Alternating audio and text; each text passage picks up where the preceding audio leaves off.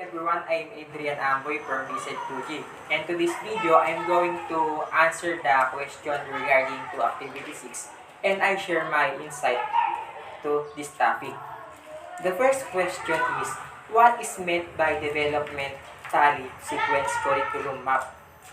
Curriculum mapping aims to ensure that the assessments, tests, and other methods teachers use to evaluate learning achievement and process are based on what has actually been taught students and on the learning standard that the students are expected to meet in the particular course, subject area, or graded level. Systematically preferring developing, evaluating, and managing the instructional process by using the principle of teaching and learning.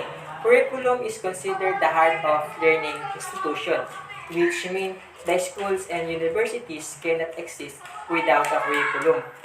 With this, in importance in formal education, curriculum has become a dynamic process due to the exchange that occur in our society. Curriculum mapping is important because it allows teachers and administrators to focus on balance between the content across curricula. It is allows them to look into each classroom and see what children learn and help them gather data on redundancy or gaps in the course content. And the second question is, how can you say that mapping you preferred is developmentally sequence?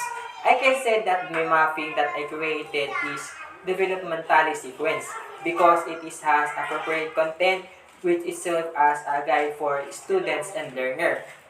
In my curriculum map, it will define where in the curriculum learning outcomes are addressed, what is taught, and where and how, or conversely, it mappings it created is a process may help the student to determine learning outcomes and it is aligned to reveal gaps in curriculum. Prove that activities, methods, and strategies and assessment activities are aligned to the learning outcomes and competencies. In my curriculum mapping is aligned to learning styles. I assure that it will help the students and will understand the main target of the lesson. And it gives the more relevant subject matter to help students to study well. The curriculum mapping aims to ensure that the assessment, tests, and other methods that is used to evaluate learning achievements and progress are based on what has actually been taught to students and to the learning standard that the students are expected to meet in the particular course, subject area, or grade level. Now, I'm going to share my insight regarding to Unit 2, the curriculum planning, design, and organization. First, I noticed that element of curriculum design is one of the most important part of the Unit 2 because it is designed to reflect the nature and the organization of this element. In the element of curriculum design includes the behavior, objectives, or intended learning outcomes. The second one is content or subject matters, reference, and teaching learning methods. And the last one is assessment and evaluation. In the aims, goals, and objective, it is the educational aims are long-term goal.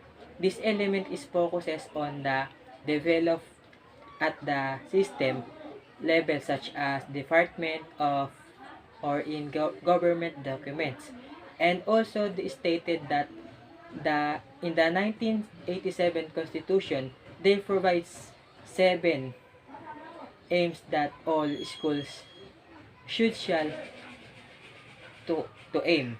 The first one is calculate patriotism and nationalism. The second one is foster loving of humanity. The third one is promote and respect for human rights.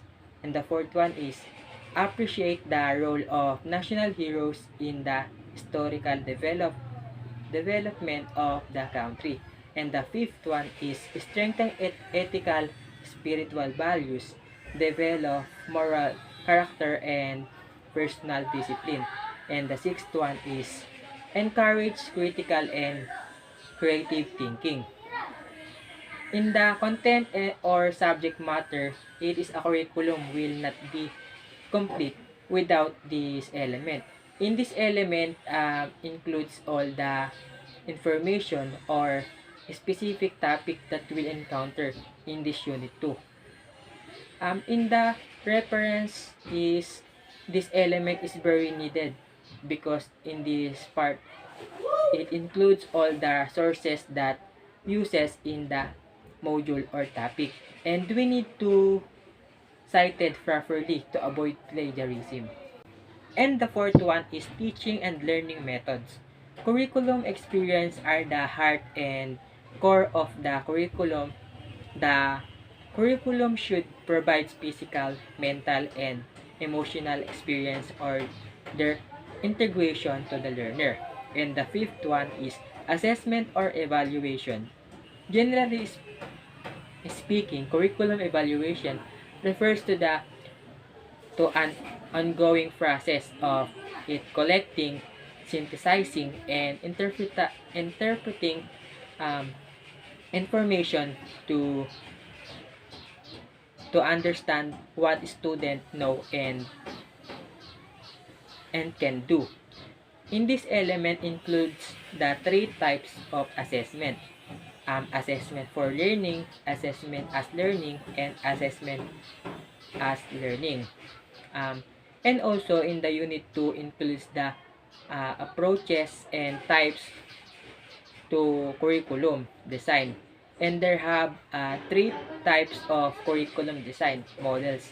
The first one is subject-centered design. It is focuses on the content of the curriculum. And the second one is learner-centered design. It is about advocates that the learner should be the center of the education process. There are 5 major parts of learner-centered design. The first one is child-centered design. The second one is experience-centered design. The third one is humanistic design. And the fourth one is problem-centered design. And the last one is life situation design. And the third type is approaches to curriculum design. In the last part of the unit 2, we tackled the curriculum mapping process, and I really understand the purpose of it. And through the help of our teacher, binigyan niya kami at pinagawa niya kami nito ng curriculum map upang mapadali na lamang at maunawaan namin kung ano nga ba yung purpose nito sa aming pag-aaral. Ito po ang aking kabuuang insight sa Proof 8.5 sa Unit 2. Muli, ako po si Adrian Amboy na nagmula sa pangkat ng BSED2G. Maraming salamat po.